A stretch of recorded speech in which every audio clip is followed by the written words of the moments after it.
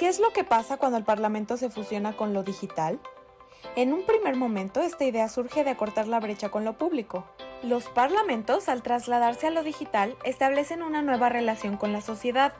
Así pues, la ciudadanía puede contar con herramientas digitales de participación y supervisión del trabajo de sus legisladores. Estos cambios suponen acoplarse a los nuevos retos y cumplir con las expectativas y demandas de la sociedad del siglo XXI, ya que la etiqueta parlamentaria no se puede quedar en los tiempos de piedra, ¿cierto? Por ejemplo, implementar un programa que permita al Parlamento trabajar desde casa, tomar acciones rumbo a esta senda para futuras cuarentenas, impediría 100% que la acción parlamentaria se frenara por el confinamiento domiciliario. En el transcurso de esta transmisión, panelistas expertas y expertos en el tema nos contarán su visión y experiencias en este campo. No le cambies y sintoniza este panel de reflexiones sobre el voto electrónico en países democráticos cada martes a las 12.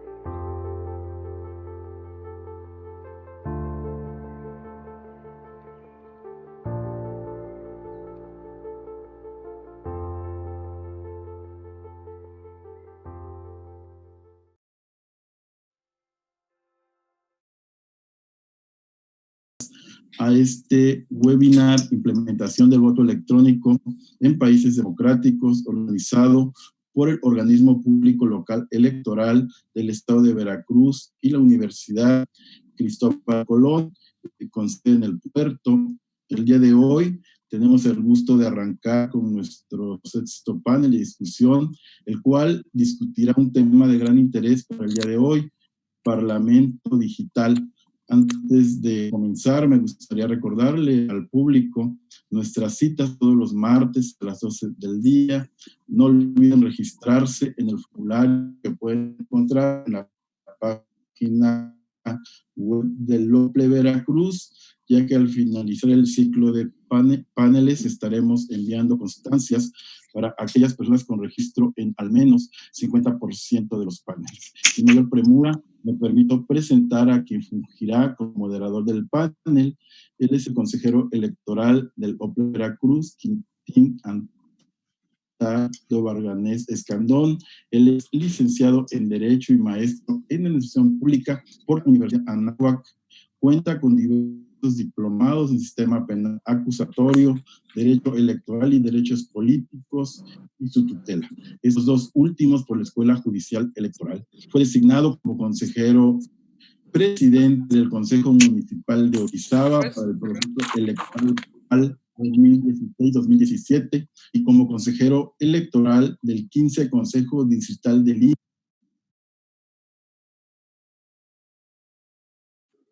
2018.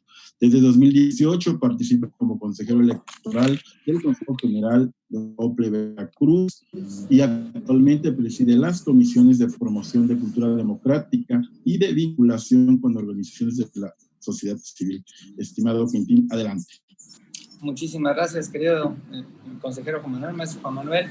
Es un privilegio enorme estar aquí con ustedes. La realidad es que pocas oportunidades como esta para la gente de tener un panel tan rico en contenido y tan rico en la avanzada que hace ahora tanta falta en los tiempos que estamos viviendo.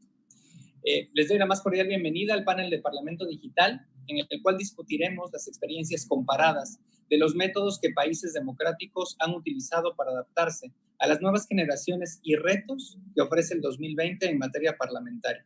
No quiero dejar de reconocer, en primer lugar, el enorme esfuerzo que ha hecho pues el organismo público local electoral, la Universidad Cristóbal Colón, y hay que decirlo, el caballero que tuve la fortuna que me presentara, el consejero Juan Manuel Vázquez Barajas, en un ejercicio de avanzada por la agenda digital para presentar esta serie de temas a la ciudadanía.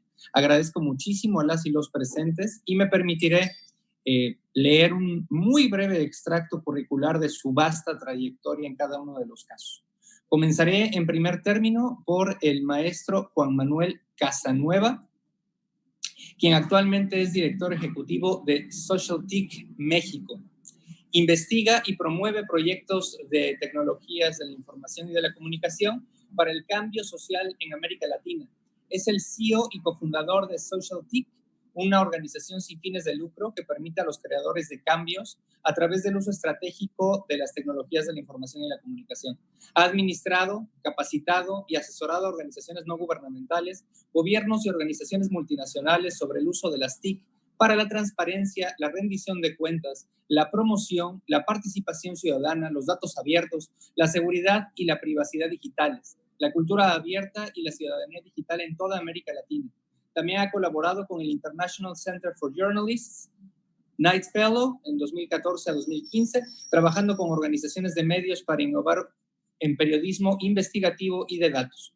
Cuenta con estudios de maestría en gestión e implementación de proyectos de desarrollo por la Universidad de Manchester y es licenciado en Ingeniería Industrial y de Sistemas por el TEC de Monterrey, Campus Estado de México. Tiene ya más de 15 años de experiencia en el sector de la sociedad civil en México, participando en proyectos de desarrollo, educación, medio ambiente y tecnologías de la información y comunicación para el desarrollo. En el sector privado se desempeñó como consultor de Accenture para estrategia corporativa, operaciones y gestión de proyectos y programas. Bienvenido, estimado maestro. Los saludamos a la distancia. Está usted muy bienvenido. En segunda instancia, me permito presentar a la maestra Palmira Palacios Tapia. Ella es maestra por la Universidad de Oxford y licenciada en Ciencias Políticas y Relaciones Internacionales por el Centro de Investigación y Docencia Económica, CIDE. En el otrora IFE fue asesora y secretaria técnica de la Comisión del Registro Federal de Electores. Para la elección de 2012 fue coordinadora de la lista nominal de mexicanos residentes en el extranjero.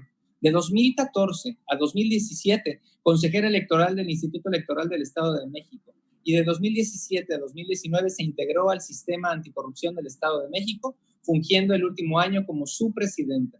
Desde julio de 2018 escribe para Forbes México y tiene diversas colaboraciones en libros sobre gobierno abierto y elecciones. Bienvenida, maestra, es un privilegio tenerla en este panel. Este evento además se engalana de manera especial también con nuestro siguiente ponente desde España, el maestro Javier de Andrés Blasco. Él tiene formación como licenciado en informática por la Universidad Politécnica de Madrid, es funcionario del Cuerpo de Asesores Facultativos de las Cortes Generales, cuenta con distintas responsabilidades en el Centro de Proceso de Datos del Ministerio de Educación y Ciencia.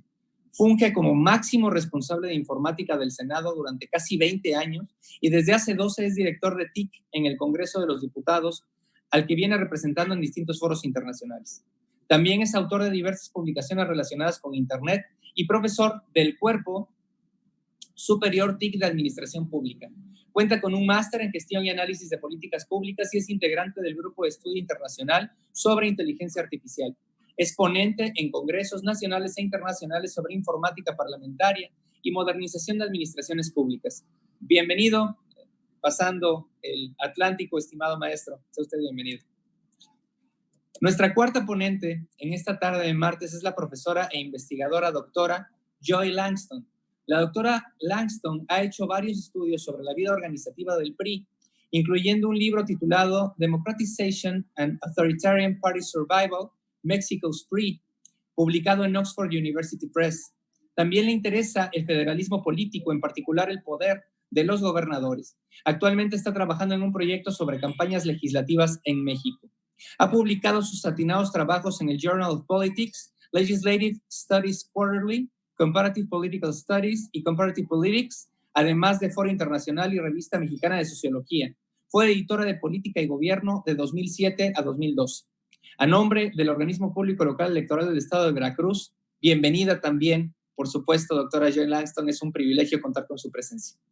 Y a nombre del OPLE Veracruz y de la Universidad Cristóbal Colón, le damos a todas y todos la más cordial de nuestras bienvenidas a este panel. A continuación, me permite explicar la dinámica de cómo va a tomar parte del mismo. Contaremos con 3 rondas de participación. La primera de ellas tendrá 10 minutos de participación para cada uno y cada una de nuestros ponentes.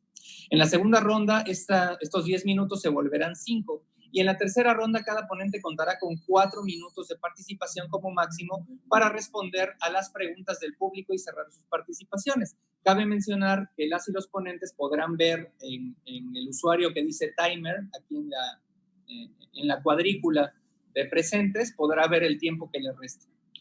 Por mi parte, como moderador, seré el encargado de ceder el uso de la voz a cada uno y a cada una y realizar las preguntas de nuestro público que nos sigue en las redes sociales.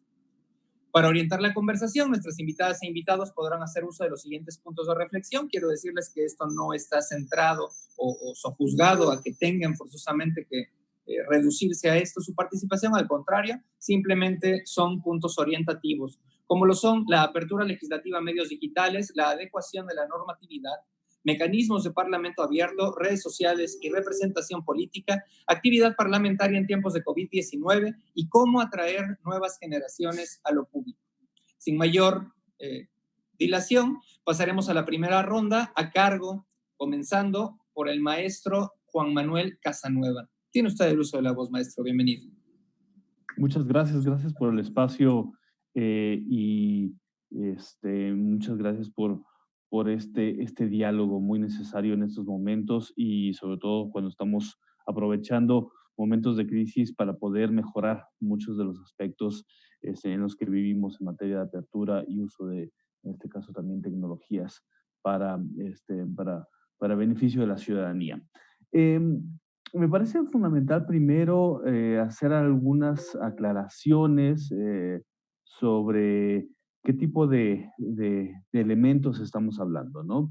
Una de las cuestiones muchas veces que tenemos que unir en esos temas tienen que ver la diferencia y también la unión en cuanto a elementos digitales, gobierno electrónico, pero también apertura, en este caso legislativa, en parlamento abierto, ¿no? Y aquí tenemos que identificar que si bien la tendencia natural del uso de tecnologías en el gobierno ha evolucionado y es evidente que a medida que vivimos un contexto digital, los gobiernos deben de mantener el paso y actualizarse utilizando tecnologías que les permitan ser más eficientes en materia transaccional, pero también en materia de vinculación con la ciudadanía, se ha ido uniendo, y eso es básicamente una tendencia ya muy del siglo XXI, que la apertura gubernamental está asociado no solamente al uso de plataformas digitales, ¿no? Y que más bien que se ven como un elemento en donde los datos son la moneda básicamente o el elemento fundamental para que la información pueda ser útil tanto para la misma administración pública como también para la ciudadanía. Por lo tanto, mucho de lo que podemos ir identificando como apertura gubernamental, en este caso también apertura parlamentaria, está basada en que sí podemos utilizar tecnologías que permitan manejar la información, gestionar la información, tener sistemas donde se almacena la información, en donde las transacciones, si bien en algunos contextos legales requieren del papel, no necesariamente toda la información debe estar en papel, se puede ir almacenando en sistemas informáticos, pero estos de una manera natural deberían poder llevarse a la ciudadanía a través simplemente de Internet y otro tipo de salida. ¿no? Entonces, con esto en mente, podemos hacer énfasis en que la apertura gubernamental sí viene como una consecuencia natural, operativa, de la evolución tecnológica, en donde hoy en día, en un contexto del siglo XXI, cualquier persona que dice, al ver un PDF, yo sé que viene, viene de un sistema o viene por ejemplo, una impresión, por lo tanto viene de un archivo, sé que esa información podría estar disponible en Internet e inclusive podría estar disponible en formatos abiertos, es decir, que los pueda uno descargar o poder tener acceso a la base de datos y poder procesar, no solamente ver como podría ser el papel o como el PDF, ¿no? Y el otro elemento que establece la apertura gubernamental en general, pero en particular la parlamentaria, es la exigencia ciudadana. A medida que la ciudadanía va teniendo más espacios de interacción, más acceso a información, lo empieza a exigir y lo exige de manera cotidiana con sus gobiernos. La frase célebre de Andrew Raciege a inicios de los 2000, en donde dice que tenemos ciudadanía siglo XXI, pero gobiernos del siglo XX y en algunos casos hasta el del XIX, sigue siendo bastante cierta, ¿no? Y la decepción que vivimos los ciudadanos al tener contacto muchas veces con las instituciones públicas es muy grande, porque el tipo de acceso a información, respuesta o potencial interacción que tenemos con las instituciones en medios digitales o no existe o es extremadamente confusa y limitada. Por lo tanto, lo que hemos visto a nivel de tendencias de parlamento abierto es que sí se utilizan los medios digitales, la apertura de datos para fomentar una cultura de transparencia, se utiliza la información para interactuar con la ciudadanía, pero va un poquito más allá. Y estamos viendo tendencias de los parlamentos, tanto locales como nacionales, en diferentes partes del mundo, que sí asocian la apertura parlamentaria como un valor, pero también como una acción, a través de algunos aspectos muy claros. Por ejemplo, un parlamento abierto es aquel que la información que proviene de la actividad parlamentaria, llámese sesiones en comisión, llámese votaciones en comité, llámese asistencia, llámese gasto y presupuestación, está público en su portal de internet de una manera dinámica, es decir, no tenemos que esperarnos mucho tiempo para que se publique y en formatos abiertos, es decir, no solamente están las actas en PDF, sino tenemos justamente que ver la actividad en tiempo real. Inclusive si uno ve los parlamentos escandinavos, algunos europeos, el americano o el canadiense, vemos que inclusive tienen servicios web o APIs que permiten a apps justamente consultar esa información en tiempo real, que habilita que cualquier persona pueda hacer inclusive una aplicación móvil en donde puede darle seguimiento a la votación del Pleno, o que le vaya dando seguimiento y que le vaya recibiendo notificaciones o actualizaciones de información de la información legislativa a nivel de comisiones. E inclusive, una de las cosas que se han estado identificando es que esa robustez tecnológica con una visión de apertura puede inclusive habilitar a que la ciudadanía pueda participar y participar de diferentes maneras. No quiere decir que todo está abierto y que sea un espacio, una asamblea permanente con la ciudadanía. Hay diferentes tipos de participación, como puede ser dejar comentarios, establecer indicadores sobre si nos gusta o no nos gusta algún dictamen de ley, algún borrador, alguna discusión en particular. Hay espacios virtuales de debate, sobre todo en comisiones, y también vemos que también está la posibilidad de recibir diferentes tipos de retroalimentación, incluyendo la votación ciudadana en elementos de debate o de consideración en un contexto parlamentario. Entonces, la tecnología habilita todo eso, lo permite.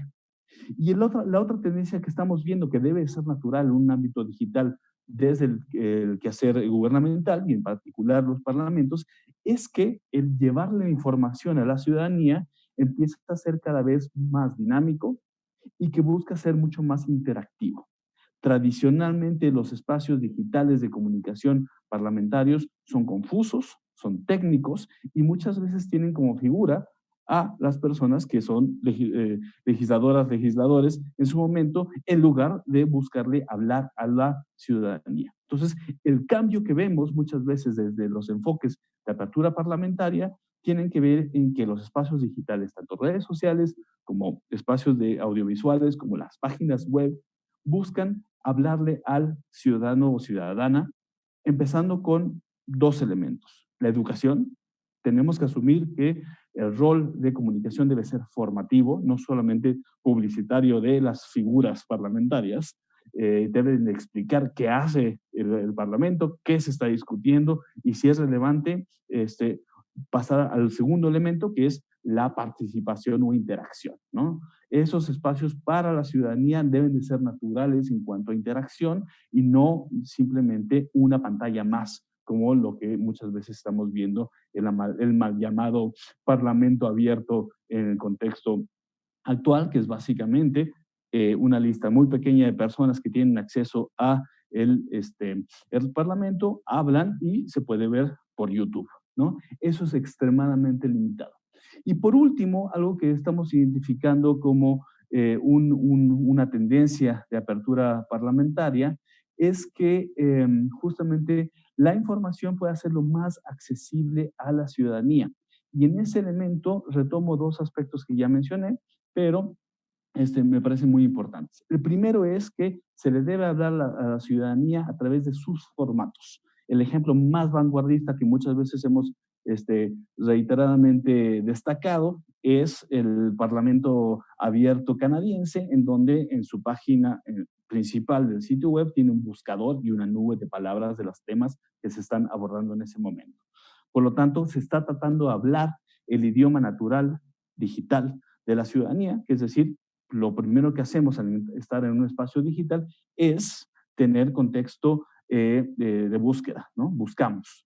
Lo segundo que hacemos es ya, si nos interesa el tema, nos involucramos. Ajá. Y tercero, necesitamos tener un espacio donde podamos interactuar si es que nos engancharon los temas que están abordándose en el Congreso. Voy a dejarlo hasta ahí, se me acabó el tiempo, pero con gusto ahorita vamos abordando algunos de los otros aspectos en las siguientes intervenciones. Muchas gracias. Muchas gracias, maestro Juan Manuel. Excelente su intervención, creo que muy rica. Toca muchos puntos finos para la gente de a pie, no solamente para las instituciones. Es el turno de darle el uso de la voz a la maestra Palmira Palacios. Tiene usted el uso de la voz, maestra, hasta por 10 minutos. Sí, muchas gracias. Bueno, primero quiero agradecer la invitación a este panel, reconocer el esfuerzo que está haciendo el OPLE de Veracruz y la Universidad Cristóbal Colón por tocar temas que no son coyunturales, a pesar de que estamos en una pandemia y eso nos está obligando a hablar de ciertos temas, sino más bien procesos pues que tienen larga data ya, y más bien el tema del COVID pues ha venido a acelerar una serie de procesos. Quiero agradecer también la invitación por parte del consejero Juan Manuel Vázquez, muchas gracias. Me complace participar en la mesa y estar junto con Juan Manuel Casanueva, Javier de Andrés Blasco y en particular yo hoy. Me da mucho gusto verte nuevamente, mi profesora en el CIDE. Y pues también, consejero Quintín, muchas gracias y mucho gusto.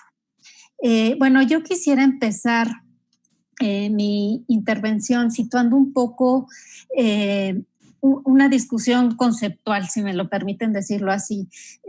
Al recibir la invitación a este panel, pues leí que era sobre Parlamento Digital, sin embargo, creo que tendríamos que estar hablando en términos de un Congreso digital para el contexto mexicano y me parece que las diferencias no son menores ni son graciosas. Esta distinción si hablamos de un Congreso digital o de un Parlamento digital, porque, bueno, las diferencias de los procesos legislativos de cada modelo son relevantes y por ende también las posibilidades que tendría la aplicación de nuevas tecnologías en una apertura mayor a la ciudadanía, ¿no? Por ejemplo, cuando hablamos de que los miembros de un parlamento son elegidos por representación proporcional, pensemos que se incentiva una la formación de una mayoría legislativa que es más incluyente, ¿no? Que atiende a una mayoría electoral y social. Sin embargo, en los sistemas presidenciales en América Latina tienen una mayor capacidad de gobernar cuando los presidentes pueden desarrollar su agenda en el Congreso, ¿no? Lo que suele suceder a través de gobiernos unificados. Esto es que el partido del presidente tiene la mayoría de escaños en el Congreso, ¿no? La cuestión de esto es que tal concentración de poder en el presidente pues podría no estar reflejando un apoyo electoral y social mayoritario, ¿no? Lo que también va a tener un impacto en el proceso de decisión en el legislativo. Y bueno, considerando que alrededor de la mitad de los regímenes en el mundo son ya sea de tipo presidencial o semipresidencial, pues me parece que no es indistinto hablar de parlamento o congreso digital. Bien, una segunda idea que quisiera poner en la mesa es que justamente en el centro de esta concepción de congreso o parlamento digital pues está la noción de representación. Y aquí hay un contraste muy interesante. Por un lado, pues tenemos todo este impulso innovador de la era digital, ¿no? Del que no se hablaba hace unas 2 décadas, como se hace hoy, y por otro lado el tema de la democracia representativa, que alude pues un largo proceso histórico, ¿no? En la búsqueda de un modelo opuesto a la democracia griega, ¿no? Y bueno, en este proceso que ha ido evolucionando desde pues restricciones impuestas al sufragio o dentro del mismo parlamentarismo, donde la función del parlamentario se entendía no como un portavoz de los electores, sino más bien como un hombre de confianza, ¿no? Y en un contexto donde pues, los partidos apenas eran organizaciones muy débiles e inestables en el tiempo. Y bueno, en el desarrollo de este concepto de representación política, pues también han surgido diversas visiones. Una de ellas, concebirla en términos de descripción. ¿Qué quiere decir esto? Pues que hay una equivalencia entre las ideas, los valores y los intereses entre los representantes y la población. Y entre otras definiciones o concepciones de esta representación política, pues también se entiende que por un lado, el representante pues tiene libertad de actuar de manera independiente, no está atado de manos, pero también por el otro lado, el representado debe ser capaz de actuar, ¿no? Y esto Robert Dahl lo conceptualiza muy bien al señalar que una característica de las democracias es justamente una permanente receptividad, ¿no? Del gobierno a las preferencias de los ciudadanos. Y bueno, esto se escucha, teóricamente se escucha muy bien. El problema es cómo se traduce esta receptividad, ¿no? ¿Qué mecanismos se van a aplicar para que las decisiones de los gobernantes, de los representantes, sean sensibles a las opiniones y deseos de los ciudadanos? Y justamente aquí vale la pena preguntarnos, ¿no? ¿Cuáles son los mecanismos para que este tipo de comunicación se establezca de manera efectiva entre representantes y representados? Y bueno, es justo donde el tema de la innovación tecnológica podría darnos nuevas respuestas. Una tercera idea que quiero poner rápidamente es que el tema de Congreso Digital y en general todos estos nuevos términos que escuchamos, ciudadanía digital, democracia digital, pues en general todas ellas se enmarcan en un tema de crisis de representación política. Son vastos los datos que tenemos sobre la desafección de la gente en la democracia, ¿no? Y entre otras cosas, pues nos está diciendo que la legitimidad no puede seguir fundándose solamente en la existencia de elecciones, sino que también está exigiendo prácticas deliberativas y una nueva forma de relacionarse los gobernantes con la población, ¿no? Y desde un enfoque de democracia participativa, pues el voto ya no es un instrumento de participación suficiente, ¿no? Ni tampoco sería la modalidad más eficaz para influir en todo el proceso político ni en los procesos legislativos, ¿no? Lo que explicaría pues estas expresiones que hemos visto alrededor del mundo, donde la ciudadanía demanda nuevas formas de participación política más directa. Y bueno, desde esta perspectiva me parece que podríamos entender todo esto de parlamento o Congreso abierto.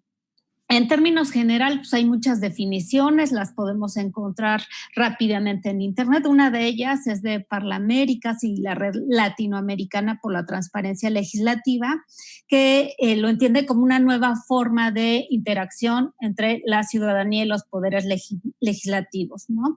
Que fomenta la apertura y la transparencia de los parlamentos. ¿Esto con qué fin? Pues tanto garantizar el acceso a la información pública, la rendición de cuentas, la participación ciudadana y altos estándares de ética y probidad en la labor legislativa. En términos generales, vamos a encontrar que estos son los principios con los cuales se relaciona el Parlamento abierto. Y bueno, me quedan 2 minutos. Brevemente voy a empezar a hablar de ejemplos prácticos.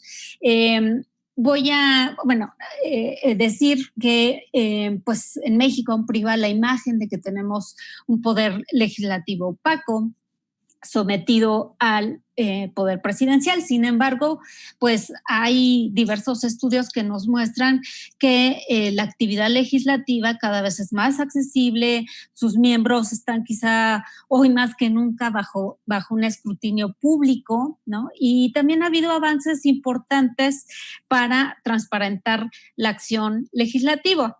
Y buscando qué entidades de forma expresa refieren este término de Parlamento abierto en su constitución. Tenemos 4 entidades, las que encontré son Aguascalientes, Chihuahua, Guanajuato, Jalisco y Ciudad de México. 5 entidades ahora, Ciudad de México, ¿no? También brevemente recordar que en 2014 en México se lanzó una iniciativa de Parlamento abierto, una iniciativa que, entre otros objetivos, buscaba divulgar información tanto sobre la gestión presupuestal, así como regular y transparentar los conflictos de interés de nuestros representantes electos. Esta definición de objetivos me parece interesante porque, capta en buena medida esta narrativa anticorrupción que desde aquellos años empezó a articular en México, ¿no? Y que tuvo su concreción con la aprobación de reformas constitucionales y legales que dieron pie al Sistema Nacional Anticorrupción. Se me está acabando el tiempo y en mi segunda intervención hablaré más de casos prácticos. Gracias. Maestra Palmira, muchísimas gracias. Muy puntuales sus comentarios y muy puntual su tiempo, además. Le agradezco muchísimo.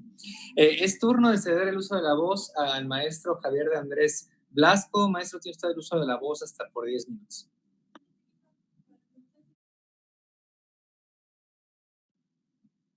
Nada más su micrófono, maestro, que está cerrado. Sí, gracias. Perdón. ¿Ahora? Sí. Sí, quería en primer lugar agradecer esta invitación, no tanto por lo que yo pueda contar, sino por lo que ya estoy aprendiendo. Y les agradezco mucho que hayan tenido la deferencia de hacerlo a un país amigo, hermano, como es España. Yo he planteado mi intervención desde un sentido muy práctico. Creo que no se puede aportar mucho a lo que han dicho en el campo del Parlamento electrónico, lo que han dicho las personas que me han precedido en el uso de la palabra, y sería incidir sobre lo que estaban diciendo muy bien. Por eso prefiero contarles algunas cosas que hemos descubierto y que parecían obvias, pero no lo eran tanto cuando ha llegado la pandemia del COVID-19. Y me atrevo a explicar 4 puntos en los que ha habido un cierto interés en centrar el tema de cómo abordarlos. El primero de ellos es el teletrabajo.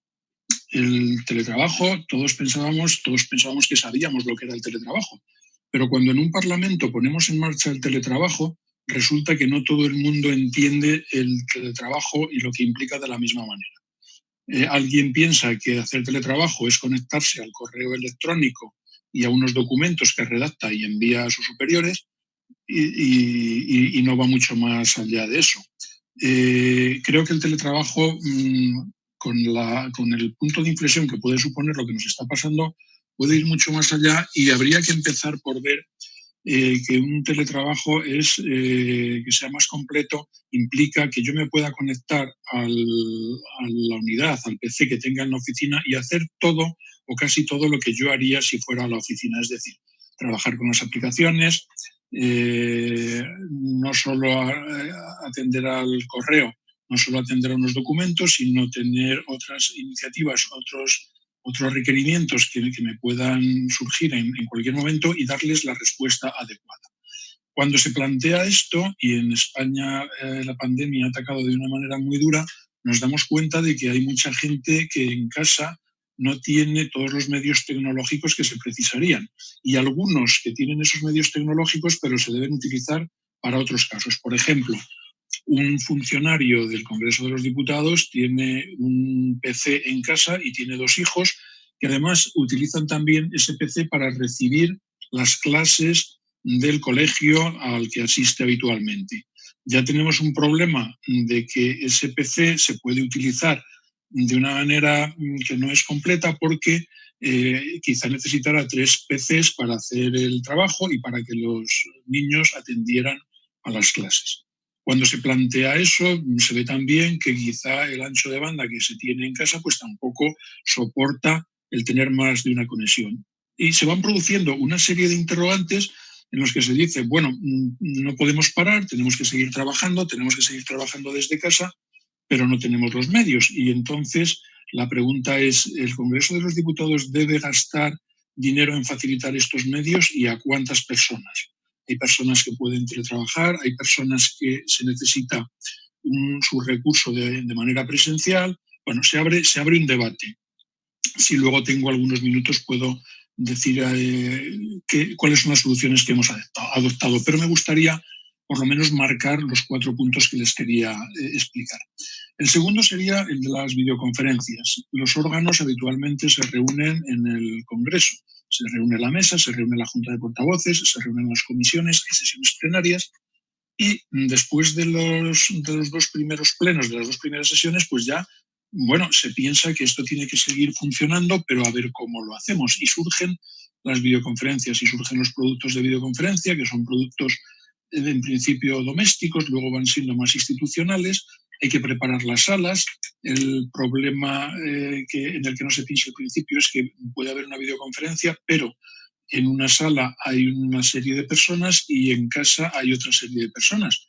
Para que los que están en la sala del Congreso vean a todas las personas y para los que están en casa vean a todos los que están reunidos, hace falta incorporar unas cámaras, hace falta incorporar unas pantallas donde se vea y luego esto tiene que funcionar y la imagen tiene que ser buena y no se debe pixelar y no debe haber cortes en las comunicaciones, etc. Nos encontramos con otra problemática que no habíamos imaginado y nos damos cuenta de que decir hagamos videoconferencia no basta porque las videoconferencias tienen que estar bien hechas.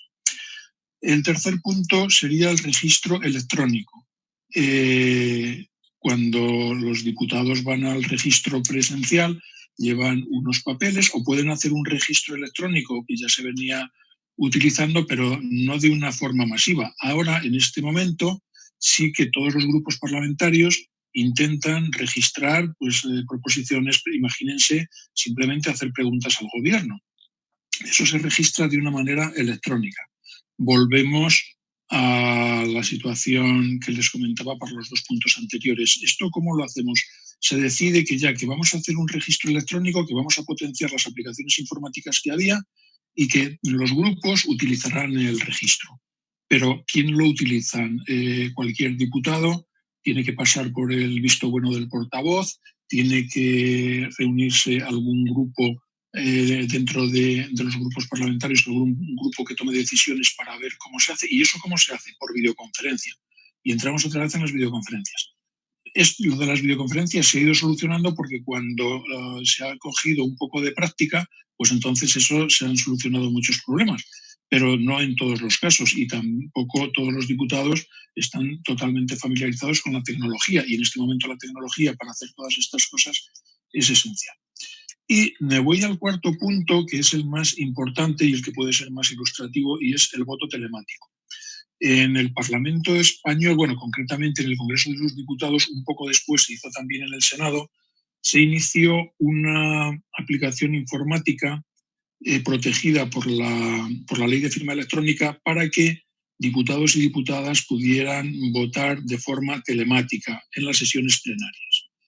Esto se inicia a propuesta de un grupo de diputadas embarazadas que se dio la circunstancia de que cuando estaban a punto de dar a luz, pues había sesiones plenarias en las que se necesitaba su voto para no perder la votación, y entonces se hizo una propuesta que se fue avanzando en ella y al final derivó en que hubo un cambio del reglamento de la Cámara y una resolución de la Secretaría General para que pudieran votar diputadas embarazadas al final de su embarazo, y luego se amplió ya a diputadas y diputados con enfermedad grave.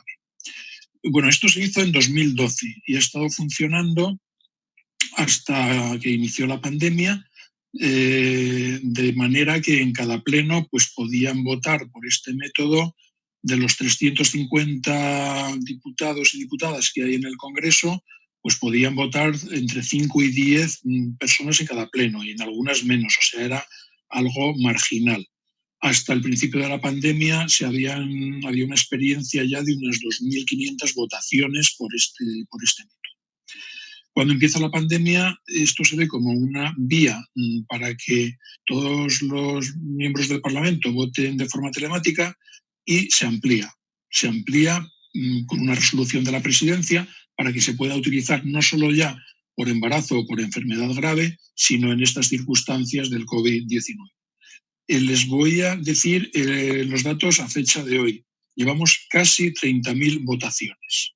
¿Por qué llevamos casi 30.000 votaciones? Porque en estos últimos 3 meses, de 350 diputados y diputadas, vienen a votar en cada pleno entre 300 y 310. Las aplicaciones ha habido que vigilarlas, actualizarlas, las líneas ha habido que cuidar mucho el ancho de banda, los servidores, etcétera, para que en un momento determinado pues puedan votar. Y aquí hay una cuestión interesante, que espero que me dé tiempo a terminar.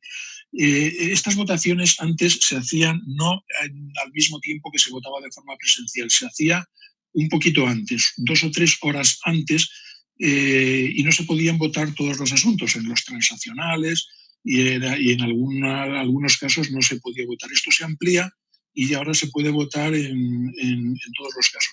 Pero en alguna situación se vota sí online, sí al mismo tiempo que se vota de forma presencial, con lo cual los diputados y diputadas desde su casa tienen que ir siguiendo el pleno, y en el momento que la presidenta dice a continuación se votan las propuestas, pues pueden tener como 1 hora, hora y cuarto, hora y media para votar todos esos asuntos, con lo cual pues ha sido una prueba de estrés para el sistema informático.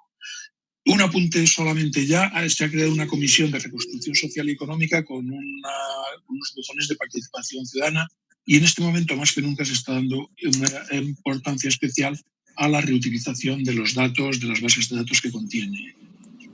Con esto termino de momento. No sé si me he pasado un poquitín, pero quería contarles cosas para ver si les pueden servir. Muchas gracias.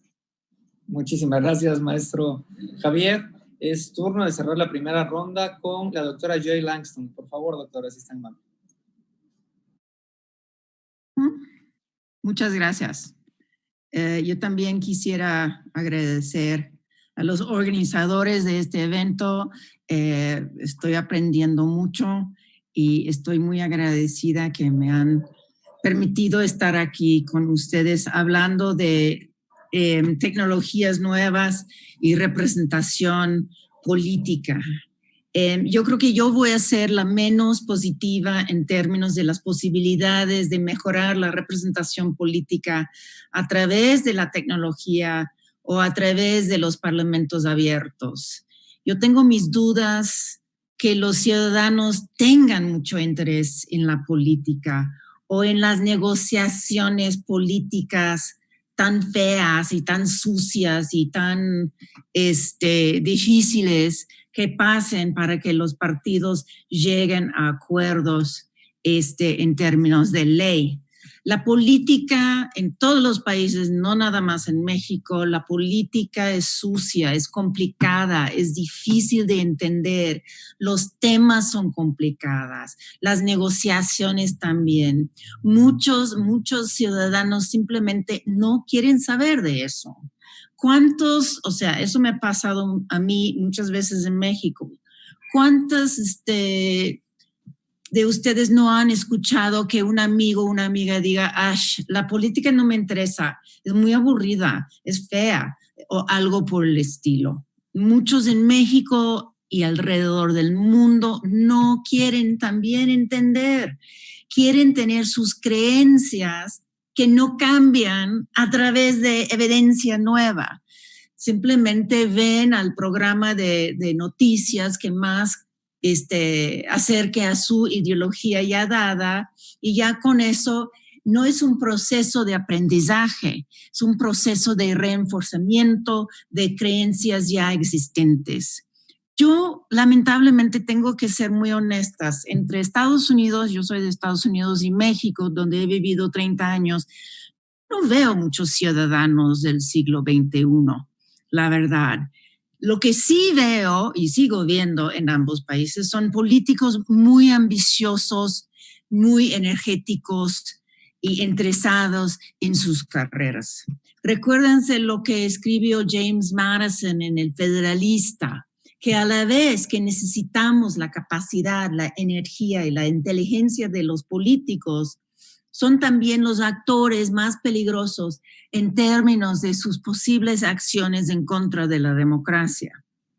Por ende, como explicó Juan Malca Casanueva, el Parlamento abierto sí es una idea excelente, porque la democracia sí requiere de mayor cercanía entre ciudadano interesado y político. Y yo estoy totalmente de acuerdo con Palmira cuando ella dice que el voto ya no es suficiente como la única herramienta que pueden utilizar los ciudadanos para controlar a su gobierno.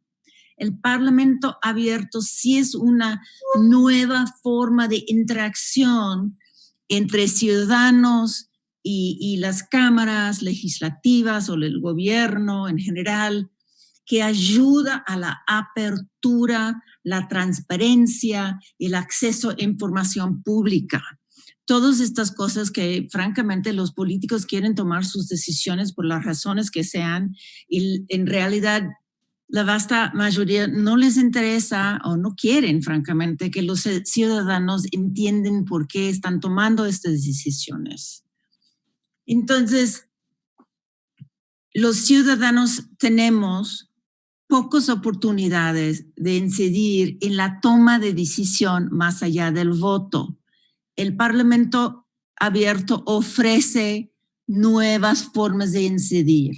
Yo las posibilidades las saco directamente de la ley mexicana sobre el tema. Primero, presentar propuestas de modificación de ordenamientos jurídicos.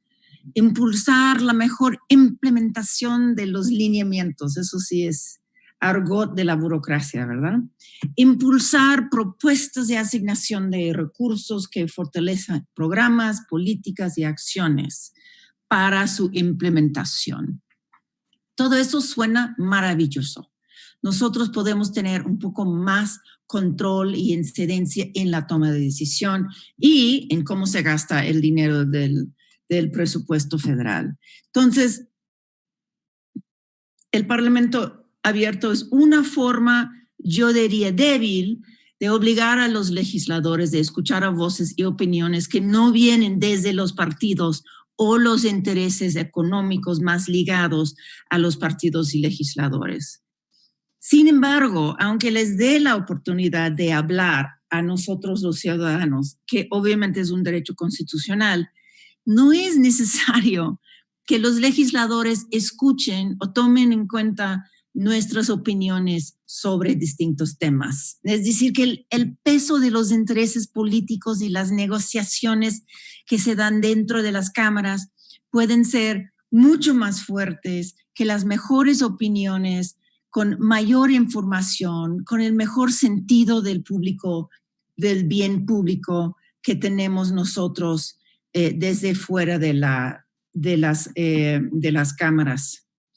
El Parlamento abierto empieza como un reconocimiento que la democracia moderna tradicional no es perfecta.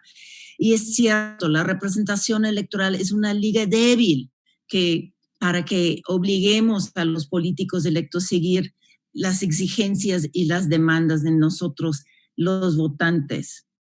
Entonces, podemos pensar cualquier cosa que ayude en esta comunicación, ayude en canalizar las exigencias de los votantes o ciudadanos, puede ser bueno. Sin embargo, los legisladores tienen más información, más interés en muchos temas, más incentivos de poner tiempo y energía en legislar según las necesidades, otra vez no necesariamente de sus votantes, sino de los intereses económicos del cabildeo. El cabildeo es como casi la antítesis del Parlamento abierto. No estoy diciendo que todos los que hacen cabildeo son intereses económicos terribles, no, para nada. Es una forma de mandar información importante para tomar mejor decisiones sobre políticas públicas en la legislatura, sin duda. Sin embargo, representan necesariamente intereses de un lado en particular y no del bien común. Tal como uno quiere definir el bien común. Entonces, es importante tener mayor número de opiniones que entran a través del Parlamento abierto. El problema es que estas voces son, pues francamente, a veces muy fácil de ignorar. Y ese sí es el problema. El Parlamento abierto no creo que haya cambiado en forma importante o profunda la relación entre el legislador y votante. Los planes de reelección o el avance de las carreras políticas de los legisladores no se modifiquen por haber puesto atención a lo que dicen expertos de la sociedad civil. La conexión electoral entre votante y legislador pasa por la ambición política. Y hasta que hay una forma de obligar a los legisladores a escuchar estas voces de expertos y de ciudadanos no ligados con intereses económicos, veo difícil que el Parlamento abierto tenga esta habilidad de cerrar esta distancia entre votante y legislador. Gracias. Lo voy a dejar ahí con un minuto. Muchísimas gracias, doctora Joy. Bueno, pues es turno de que pasemos a la segunda ronda, en la cual contaremos solamente con 5 minutos para redondear un poco la participación realizada en la primera ronda. Comenzaríamos en el mismo orden en el que abordamos la primera ronda. Por lo tanto, les doy el uso de la voz al maestro Juan Manuel Casanueva. Por favor, segunda ronda, 5 minutos. Gracias y un gusto estar en esta conversación, la verdad. A ver, a mí me gustaría aprovechar estos 5 minutos nomás para hacer 2 énfasis, ¿no? Uno, en que mucho del Parlamento abierto como concepto y más como aplicación es básicamente un deseo y en algunos contextos más una exigencia ciudadana. Y eso tiene dos elementos que hay que ver cómo van evolucionando. El primero es justamente la voluntad política, es decir, quienes dentro de las instituciones quieren abrir las instituciones, establecer, aprovechando la tecnología, métodos de participación ciudadana real, como ya los han mencionado, justo para que no solamente se les escuche y se sepa qué se está trabajando, discutiendo y eventualmente votando en un contexto parlamentario, sino también cómo se puede escuchar realmente a la ciudadanía. Entonces ahí la gran pregunta dentro de esta hipótesis bastante optimista de la apertura gubernamental es, bueno, ¿quiénes van a ser esas personas que ya en sus cargos, en este contexto más legislativo, van a decir, perfecto, voy a apostarle a la apertura también mi beneficio político, ¿no? Y aquí básicamente hay dos elementos que hay que tener clarísimo, que es, uno, generalmente, si no que cuando se tiene esa apuesta por la apertura gubernamental, si realmente no se quiere hacer todo público o todas las acciones y todas las tomas de decisiones, generalmente huele y es simulación, ¿no? Una cosa es hablar y decir que están haciendo parlamento abierto y otra cosa es hacerlo. Y eso se ve en los detalles y eso se ve en las conversaciones que realmente son públicas y en el tipo y el nivel de participación ciudadana que hay.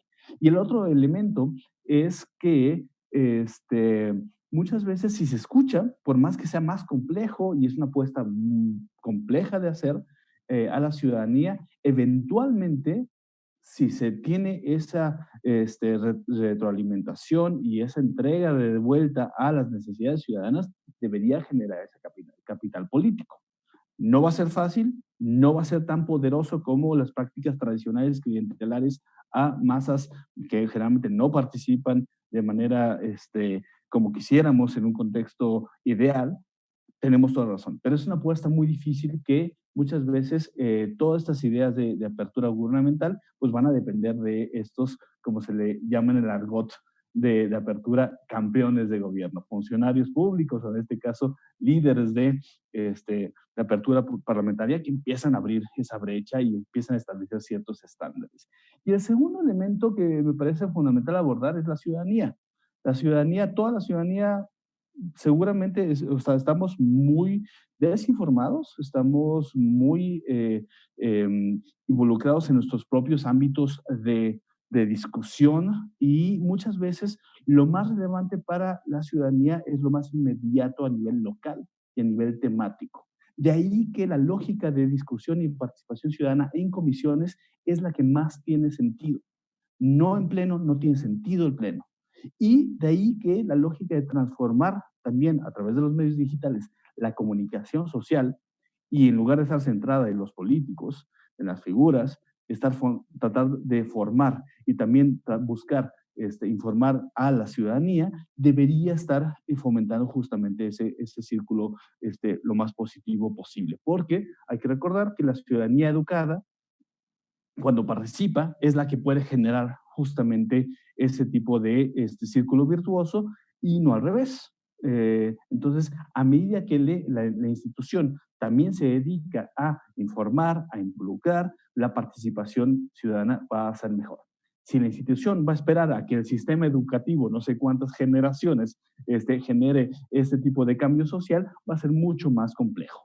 Y si la institución se dedica a hacer comunicación social de clickbait o de tendencia o de coyuntura política, pues también va a ser mucho más compleja que la ciudadanía pueda tener una participación profunda, aunque sea a nivel de temas que le interesen a nivel de una comisión.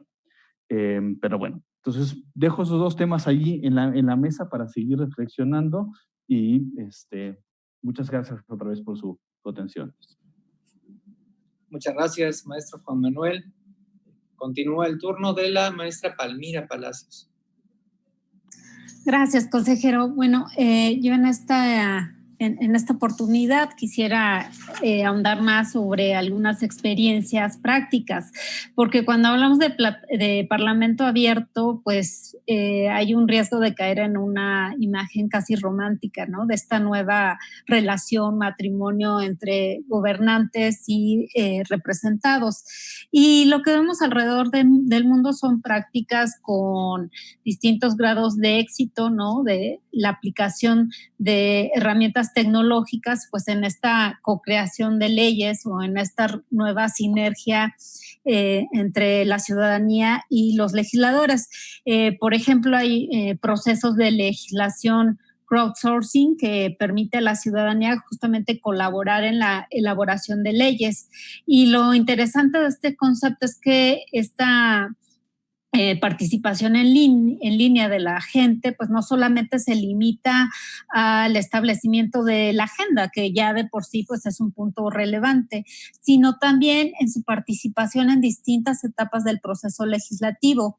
El término de legislación crowdsourcing, pues lo empezamos a leer desde 2006, ¿no? Y ha dado pie a diferentes definiciones. Una, por ejemplo, es que es tan simple como una convocatoria abierta para resolver un problema, es un modelo estratégico para atraer a las personas interesadas y motivadas para proporcionar soluciones soluciones que sean superiores en calidad y en cantidad.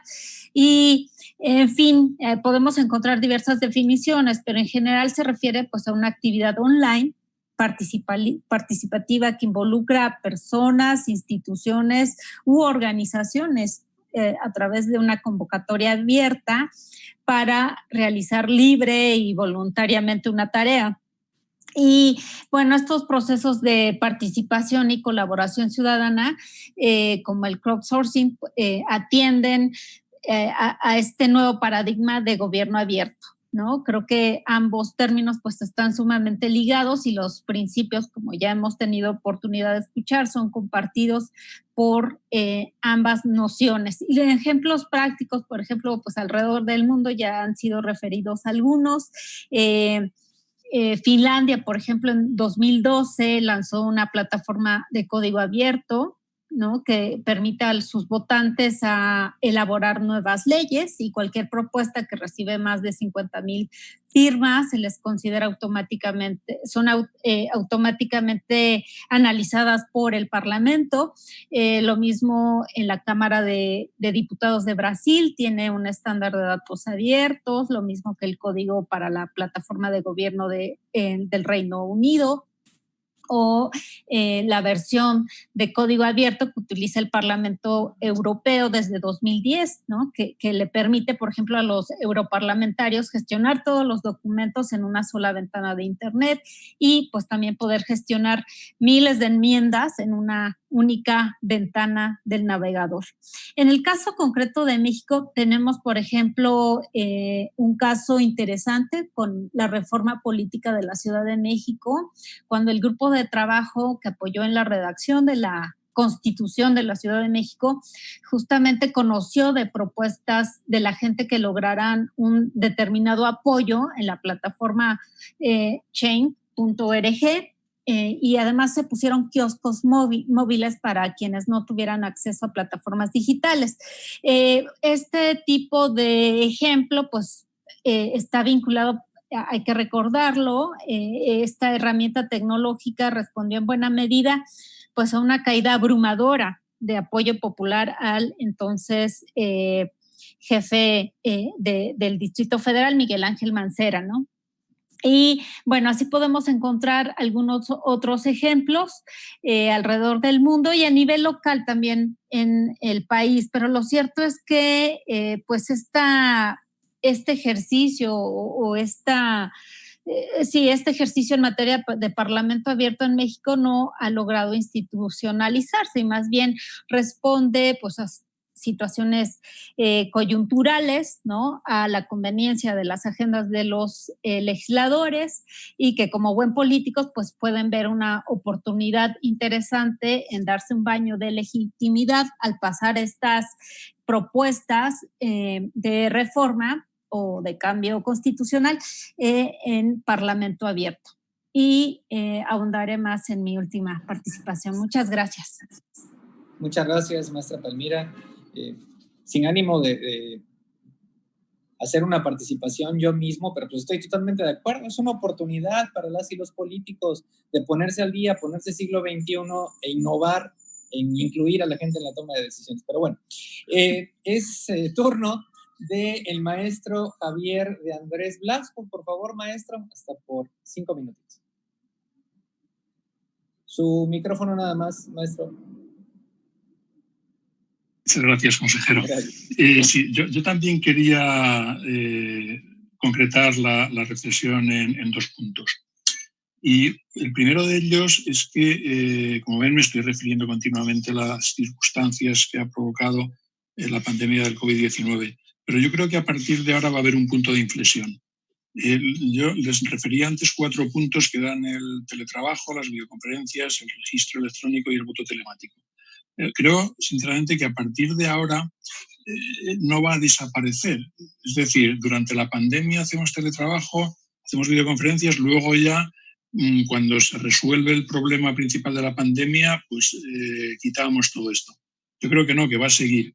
Y va a seguir de una manera más importante de lo que pudiera parecer en un principio o antes de producirse la pandemia. Esto va a acelerar una serie de usos de la tecnología.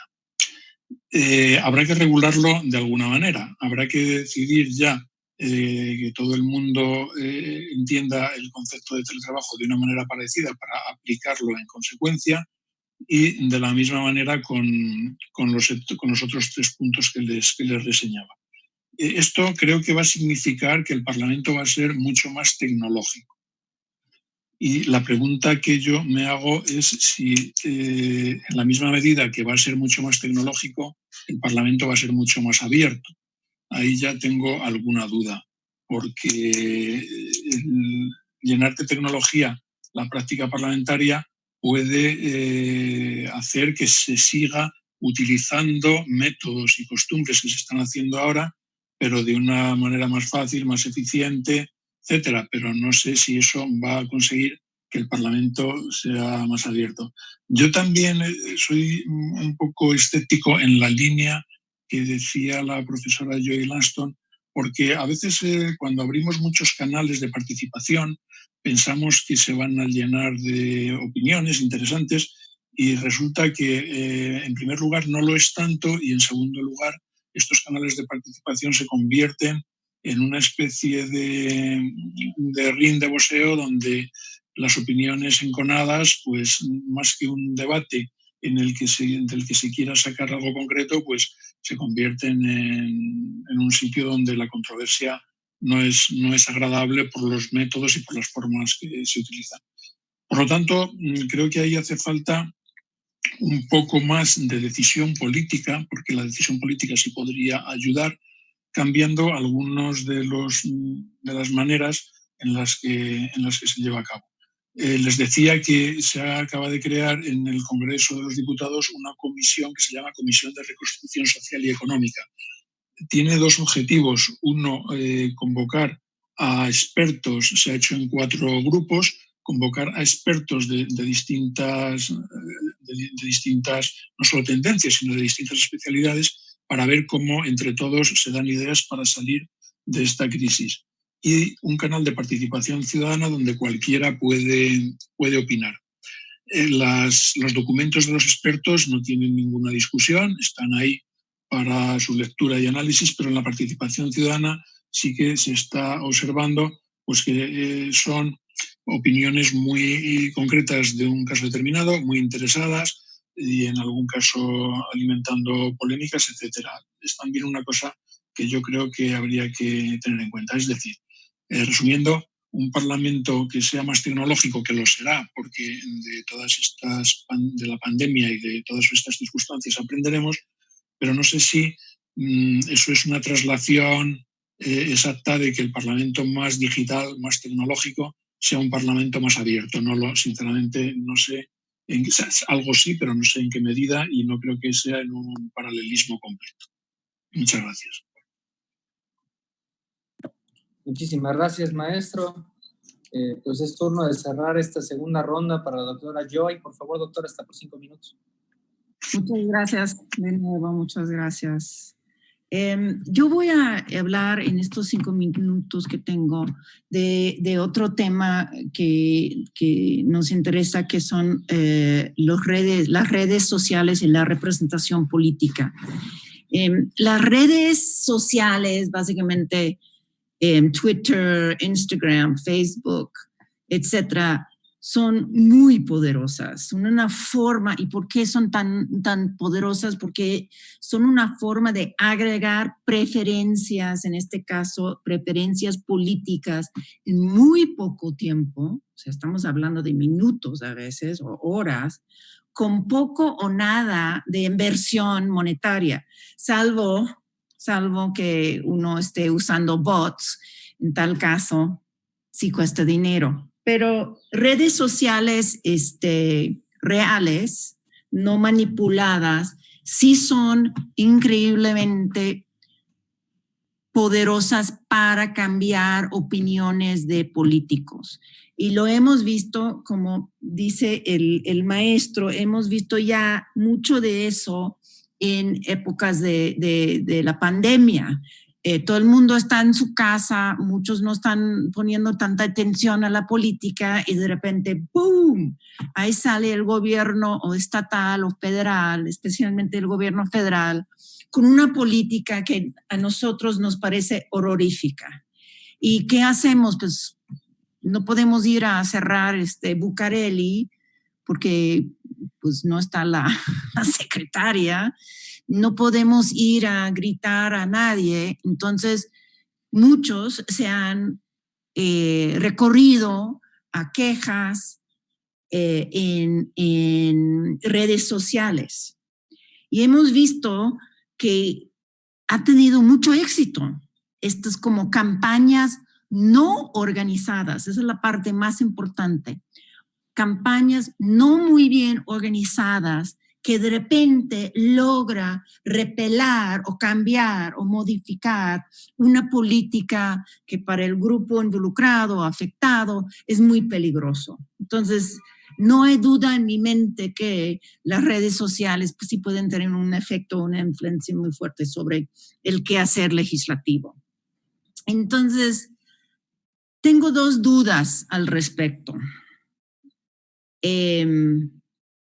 La primera es si el uso de las redes sociales en tiempos de crisis es la mejor forma de mejorar la representación política de los grupos menos favorecidos o menos fuertes dentro de una sociedad. Porque me pregunto, ¿qué tipo de intereses son más favorecidos? Como vimos, muchas de estas campañas no organizadas existen en redes de teléfonos inteligentes que sí cuestan dinero. Suena medio ridículo pensar esto, pero si pensamos que hay un porcentaje muy alta de mexicanos que no tienen teléfonos inteligentes, más bien tienen teléfonos cuyos datos básicamente incluyen mensajes nada más. Eso es peor, un poco el problema de la cultura política. Muchos ciudadanos mexicanos, por lo menos, piensan que sus acciones no pueden tener un efecto, no tienen peso y no pueden hacer la diferencia en decisiones gubernamentales. Entonces, ¿qué tipo de grupos sí estamos dispuestos a entrarle con todo, a cambiar alguna política o acción gubernamental?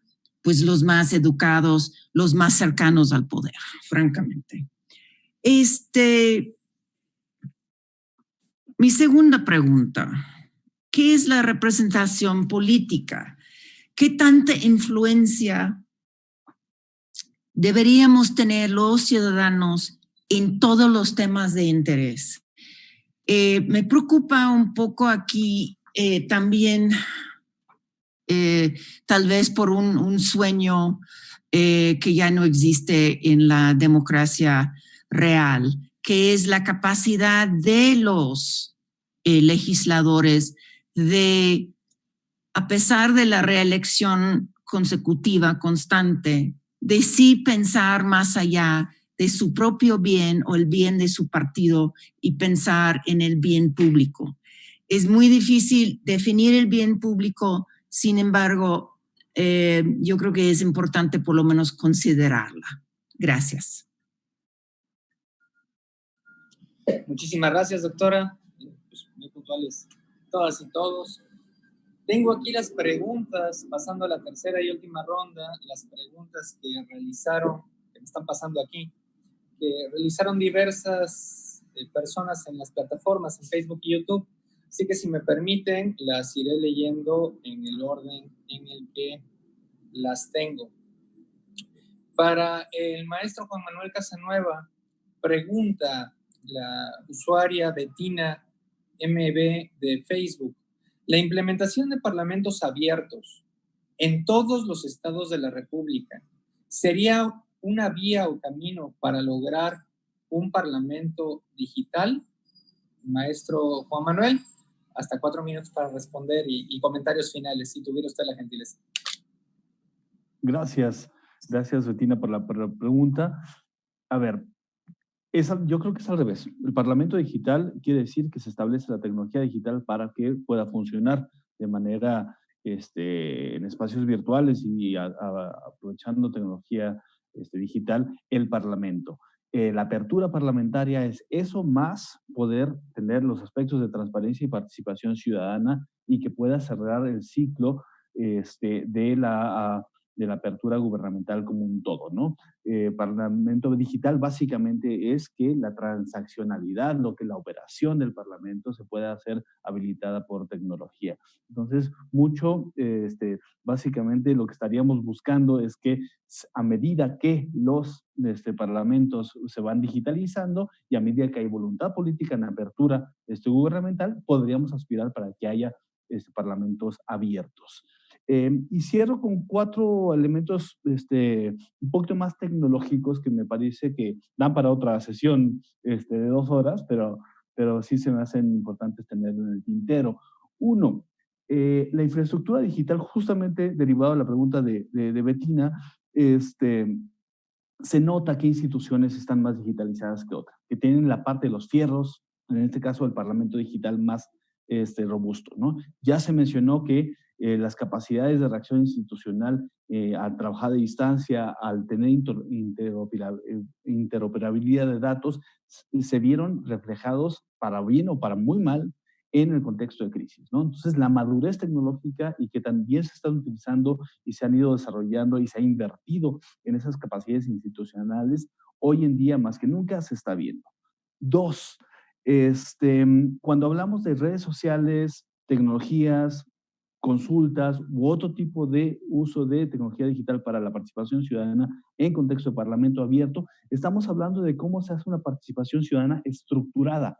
Es decir, tienes esta ventana o esta aplicación o este chat para participar de tal o cual manera para cual o tal fin. Por lo tanto, se debe tener claro cuál es la participación, el objetivo de esa participación ciudadana, se deben de tener claro las normas que se vale, que no se vale en esa participación ciudadana y qué alcance se va a ir generando, ya sea una petición, una propuesta de ley, un comentario, una votación a favor o en contra, ya sea me gusta, no me gusta o posiblemente, dependiendo de los diferentes elementos que estamos generando a través de la tecnología, la participación ciudadana, ¿no?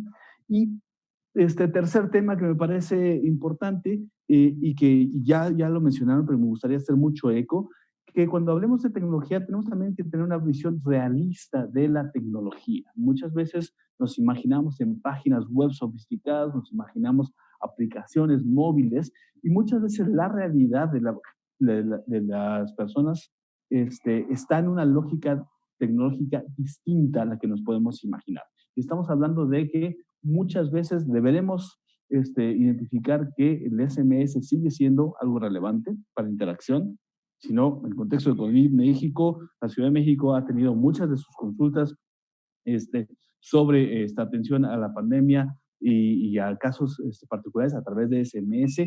Estamos hablando de que muchas veces la gente está en Facebook, no necesariamente ni visita las páginas ni tiene correo electrónico. Entonces, puede ser más relevante un chatbot en Facebook que en otros espacios digitales. Y cuando se hable de apps, hay que ser extremadamente escépticos, porque eso de andar descargando apps generalmente no funciona. Y por último, que da para un tema totalmente independiente, es que cuando hablemos también de tecnología, tenemos que hablar de seguridad y de justamente que haya protocolos, contexto de transparencia y rendición de cuentas en cuanto a los insumos, llámese votaciones, pero también participación ciudadana, en donde nos sintamos cómodos, cómodas y sea transparente lo que está sucediendo ahí.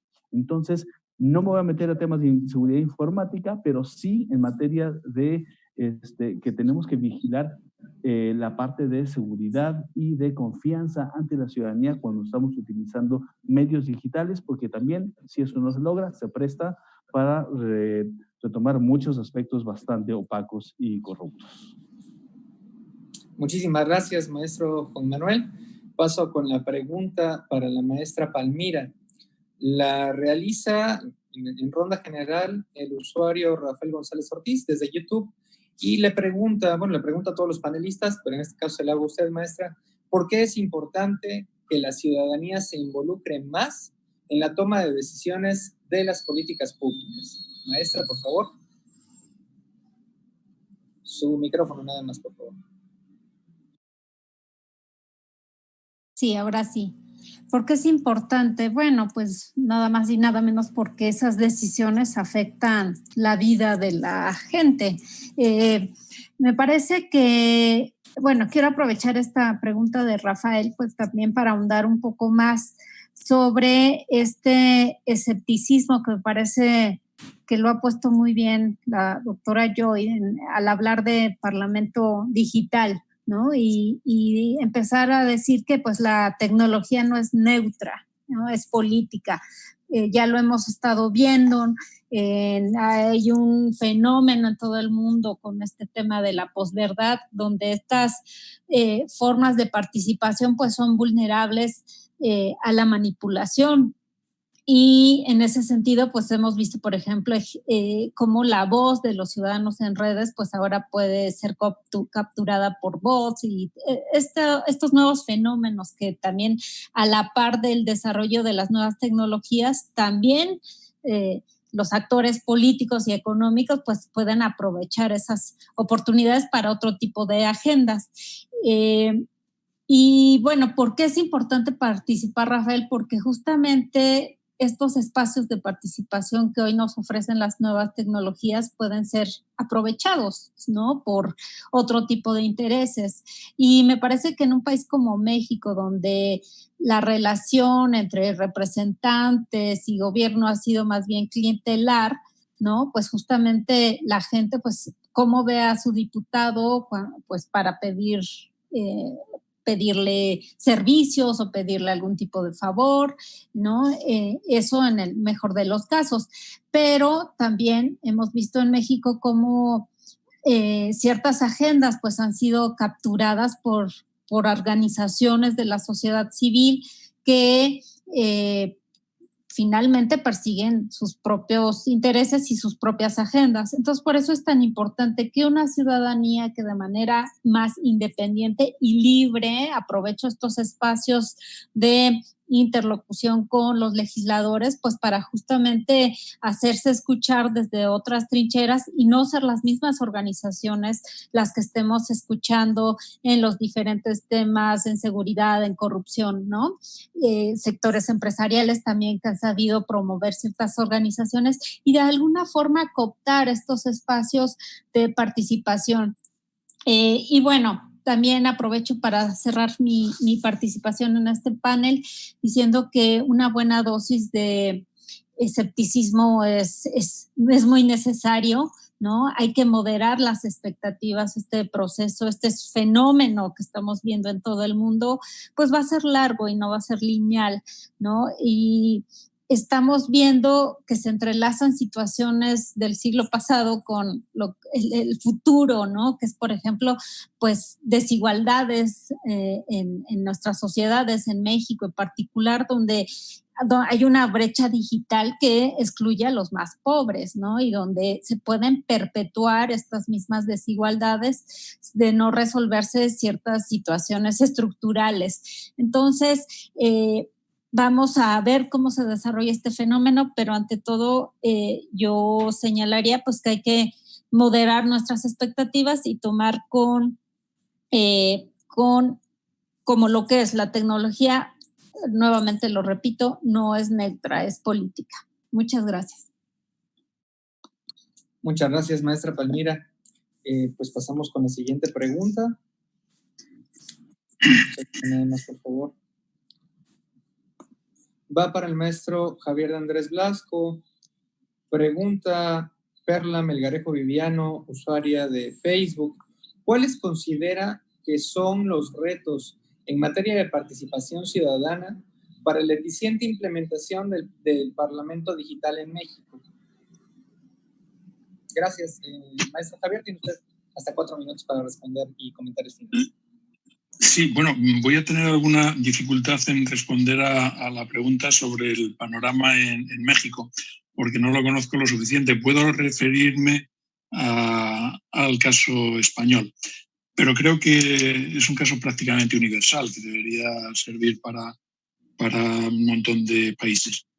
Los retos para que la participación del ciudadano sea efectiva, yo creo que es primero el conseguir el interés del ciudadano.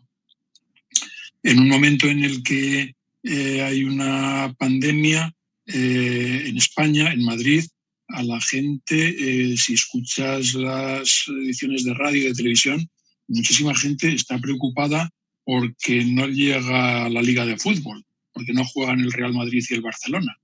Entonces, claro, es un dato significativo porque las preferencias del ciudadano y de la gente pues no se pueden cambiar y no se puede conseguir de una manera fácil que el ciudadano ponga la televisión o ponga internet o ponga Facebook o ponga YouTube para seguir un pleno en directo. Yo creo que todos los parlamentos desde hace mucho tiempo tienen las facilidades de que se pueda seguir un pleno o una comisión en directo y ver todo lo que se dice, pero los índices de audiencia no van por ahí. Por lo tanto, creo que habría que conseguir que la política interese.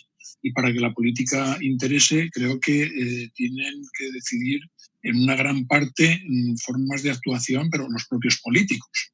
Los propios políticos tendrán que buscar nuevas fórmulas para que algo que nos interesa a todos y que nos va la forma de vida en las decisiones que se tomen, pues puedan tener un interés.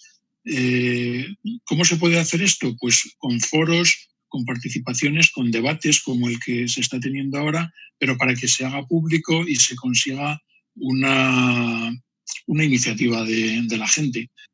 La televisión al final es un foco donde todo el mundo la ve. Las redes sociales también, pero hay programas de televisión que ve todo el mundo. Bueno, pues habrá que tener imaginación para que haya unos debates atractivos, porque cuando el ciudadano ve la televisión y ve un debate político, seguramente en muchos casos se aburre y lo abandona y por eso se va al fútbol o a otras cosas.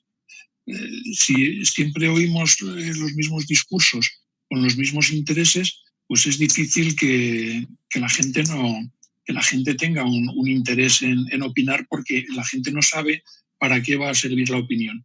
Y luego yo creo que también hay un tema interesante y es que es relacionado con los medios de comunicación. Si tú escuchas un medio de comunicación, ya sabes lo que va a opinar de un caso. Y si escuchas otro, sabes lo que va a opinar. Y siempre hay una línea editorial en la que pones una radio o una televisión, depende de tus preferencias, pero no ves todo lo que opinan los demás. Entonces yo creo que, por resumir y por no quedarme sin tiempo, serían dos cosas fundamentales. Que los políticos hagan algo para que el ciudadano se interese, que hagan algo de verdad, y que los medios de comunicación, que tienen un poder enorme, pues no sigan una línea tan rígida, de tal manera que el ciudadano que ve uno pues ya no vea el otro y entonces no se puede informar de las dos cosas.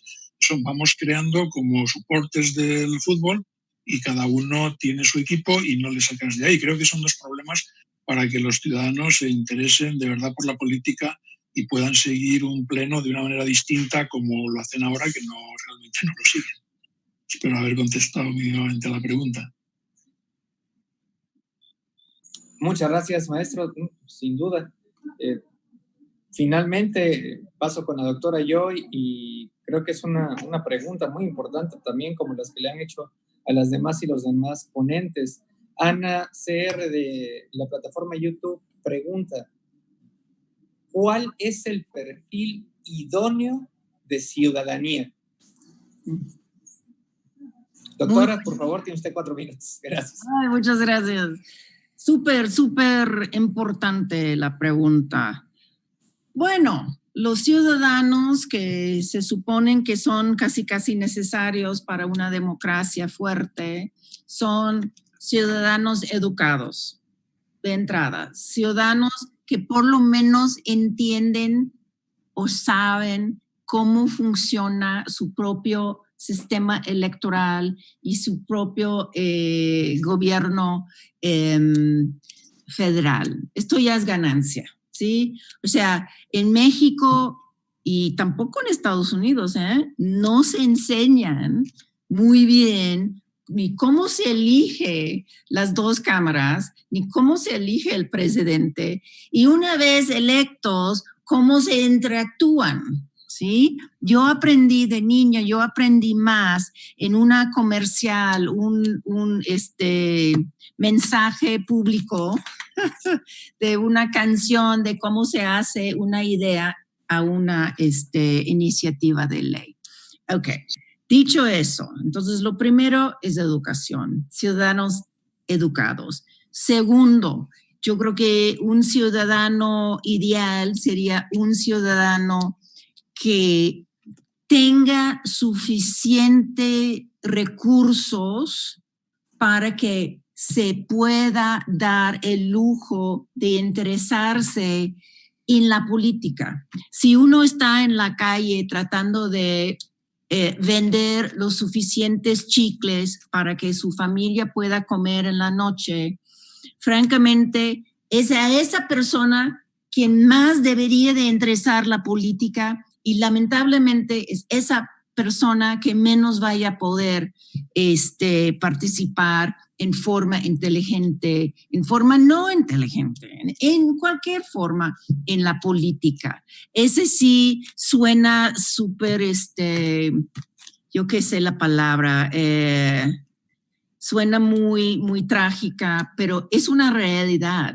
O sea, los que son menos favorecidos en forma socioeconómica son los que menos también participan en la política, salvo en formas clientelares. Bueno, entonces yo diría ciudadano educado, ciudadano capaz de tener trabajos en el sector formal suficientes como para. Yo quería hablar también de una pregunta relacionada, que es cómo acercar a los jóvenes a lo público. O sea, el trabajo político, que sea dentro o fuera del gobierno, pero el trabajo político. Y me gustaba mucho estas ideas que estaba mencionando el maestro Juan Manuel en términos de juegos, en términos de aplicaciones, en términos de teatro, en términos de juegos casi estratégicos, casi como tenías cuando nosotros éramos niños y jugábamos a barcos que se estaban tratando de destruir uno al otro. Hay formas de hacerlo, hay juegos, hay explicaciones. Lamentablemente, ya como profesora, yo no uso estas formas porque ya no hay tiempo, pero yo creo que eso sí es un error por parte mía, que la política, exactamente como el fútbol, tiene estrategias, tiene ofensas, tiene facciones, tiene dueños, tiene jugadores que luego no dan el ancho, hay que cambiarlos. En términos reales, la política y el deporte no son tan diferentes, pero me van a tener que perdonar, la política es 1000 veces más importante. Gracias. Muchas gracias, doctora. Bueno, pues el debate estuvo buenísimo, entonces francamente entiendo que tan apegadas y apegados estuvieron a responder las preguntas y a abordar los temas que traían en el tintero, que pues vamos a dar un minutito individualmente para poder hacer un comentario final y poder despedirse de nuestro auditorio. Entonces, si me lo permiten, pues comenzaríamos con el maestro Juan Manuel Casanueva. Tiene usted un minutito, que se lo vuelvan a poner bien, porque ya ven 53 y no se vale. Ahorita se lo corrigen. Ahí está. Maestro, por favor. No, muchas gracias otra vez por el espacio. Estos debates son muy necesarios posiblemente dos elementos finales que hay que conversar. Desde la ciudadanía hay que seguir exigiendo y hay que exigir apertura, hay que exigir información y hay que hacer esa exigencia política. Es decir, que la apertura genere nuestro voto. Si no, no. ¿Ok? Y que la apertura sea real y realista también. Y desde las instituciones simplemente incluir que ya hay tecnología, ya hay métodos, ya hay buenos ejemplos, hay grupos cívicos, sociales que están dispuestos a impulsar y acompañar y aplaudir acciones de apertura, en este caso parlamentaria, pero también de otros aspectos, y que deberían generarles también, si es que lo hacen a profundidad, con planeación y con corazón, pues generar un valor político real, ¿no? Por último, simplemente por si no lo tienen en el radar, desde un grupo amplio de sociedad civil en 2015-2017 se hicieron diagnósticos de apertura parlamentaria en todos los congresos del país. Y en el sitio web www.parlamentoabierto.mx están los resultados, los indicadores, los criterios de análisis para que nos vayamos involucrando más en el tema. Y pues muchas gracias por el espacio. Cualquier cosa estamos desde SocialTIC en apoyo y en continuando la conversación. Muchísimas gracias, maestro Juan Manuel, un privilegio. Maestra Palmira, tiene usted el uso de la voz, un minutito. Sí, gracias. Bueno, si esta revolución digital va a ser comparable, por ejemplo, con la revolución industrial, pues todavía tenemos, creo que, un tiempo para verlo, ¿no? Y bueno, espero con esto del COVID-19, pero sin duda creo que estos avances tecnológicos sí están trastocando cómo entendemos la democracia, la relación entre los gobernantes y los ciudadanos. Y los resultados pues pueden ser diversos, no necesariamente pongamos atributos que esta revolución va a ser más democratizadora necesariamente. Creo que es una obligación de los ciudadanos hacer eso posible. Y algo que no tocamos quizá en la mesa fue, bueno, por parte de la ciudadanía hay un ejercicio muy interesante de aprovechar todas estas plataformas, pero también por parte de quienes buscan el poder o de quienes tienen ya el poder.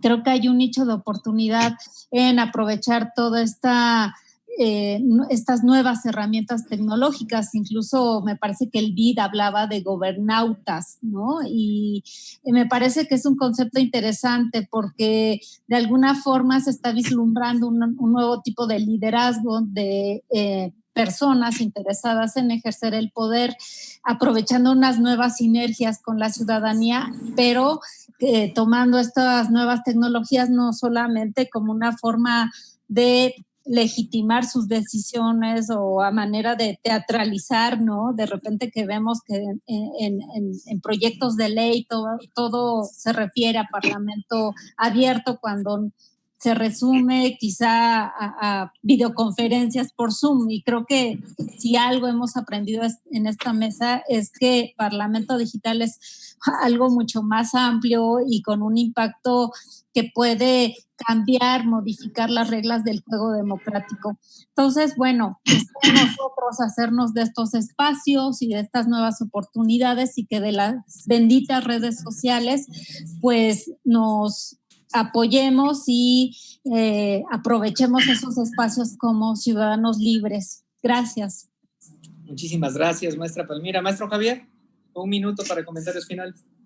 Sí, un minuto solo para poner el acento en la reutilización de los datos. Las administraciones públicas, las instituciones, los parlamentos tienen una ingente cantidad de datos, tienen un volumen enorme. Tenemos páginas web completísimas con una información riquísima, pero a veces el ciudadano se pierde en esta navegación. Y quizá la reutilización de datos permita que asociaciones, ciudadanos particulares, grupos, etcétera, puedan tomar estos datos y hacer otras aplicaciones distintas sin tener que volver a introducir toda esta cantidad enorme de datos y hacer, por ejemplo, una app que le diga las votaciones, quién ha votado qué, o simplemente una ficha del diputado, etcétera. Entonces, toda esta reutilización de datos creo que abrirá muchísimo el campo.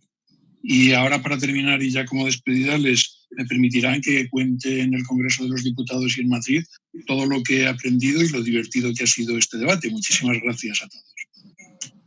Muchísimas gracias, maestro.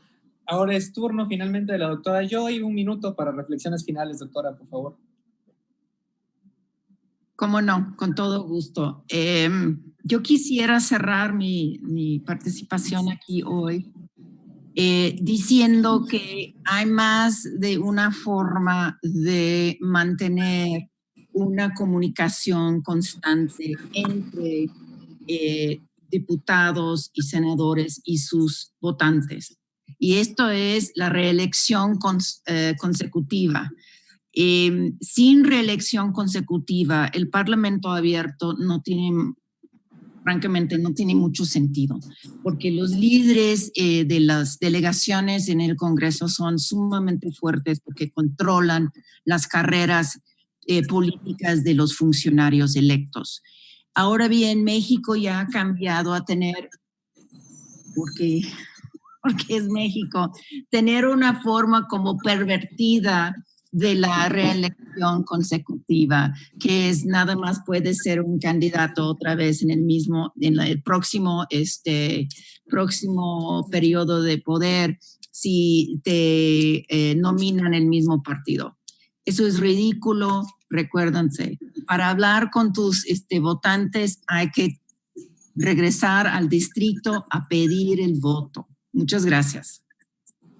Muchísimas gracias, doctora. Bueno, pues una vez que han terminado las rondas de participación, yo pues, traíamos ahí preparado un escrito, pero sinceramente lo resumo muy brevemente. En primer lugar, qué lujo estar con ustedes. Muchísimas gracias por todo lo, como bien dicen, particularmente yo, por todo lo que aprendí en este tiempo que hemos estado juntos. Gracias por compartir con nuestro auditorio. El OPLE Veracruz y la Universidad Cristóbal Colón están profundamente agradecidos.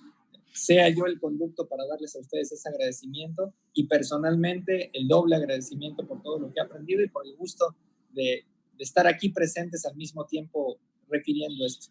Por otro lado, quiero recordarle a nuestro auditorio que cada martes a las 12 del día, de aquí al 7 de julio, todavía tenemos agenda. Estos foros se han construido en torno precisamente a abundar en información que pueda llegar a la ciudadanía veracruzana y a la ciudadanía mexicana al respecto. Le reconozco muchísimo a cada uno y a cada una de ustedes el enorme bagaje cultural y académico que han presentado y que han hecho gala en este foro, y le reconozco a mi compañero, el consejero Juan Manuel, pues el haber montado este panel de lujo y hacerlo cada semana por el bien de la democracia en nuestro estado y en nuestro país. Muchísimas gracias, que sea la primera de muchas ocasiones en que podamos coincidir. Les cedo el uso de la voz, consejero. Muchas gracias, consejero Quintín. Agradezco mucho la conducción de este panel, a los panelistas por todo su tiempo, su esfuerzo para prepararse, para poder comentarle a las y a los ciudadanos mexicanos, a los veracruzanos, a las veracruzanas, de qué va esto del Parlamento Digital. Yo recuerdo mucho mis clases de teoría política, cuando el Parlamento, los diputados o los representantes populares se trasladaban en carreta, ¿no? Por eso había 2 sesiones, una tras otra, con meses de separación, pero hoy la tecnología nos ha acercado y hoy nos tenemos que preguntar cuál es la interacción que deben tener los ciudadanos y las ciudadanas con sus representantes populares. Agradezco el debate de altura que se ha dado.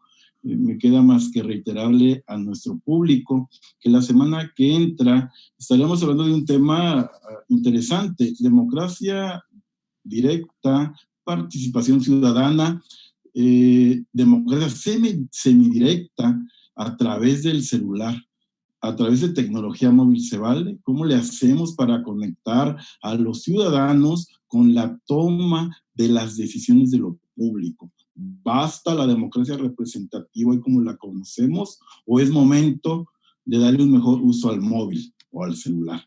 Bueno, concluimos el día de hoy. Nos vemos el próximo martes. Hasta luego.